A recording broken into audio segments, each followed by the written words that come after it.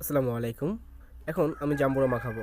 শীতকালে বাড়িতে আসছি আর গাছে অল্প কয়েকটা জাম্বুরা ছিল, তার থেকে আমি একটা জাম্বুরা নিয়ে নিলাম। জাম্বুরাটাকে আমি ভালোভাবে ছলিয়ে নেব।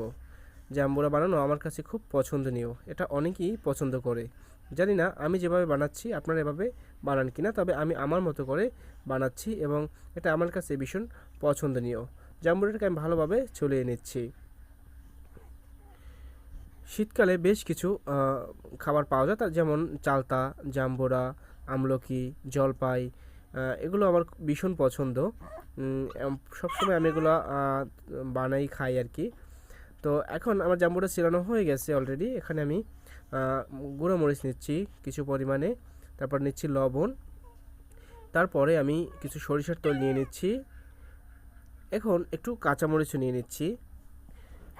বিষয় হচ্ছে বেশি গুঁড়োমরিচ খাইলে আবার গ্যাস্ট্রিক বেড়ে যায়, তাই আমি একটু কাঁচামরিচ নিয়ে নিচ্ছি, আবার ভালোভাবে আমি মাখিয়ে নিচ্ছি।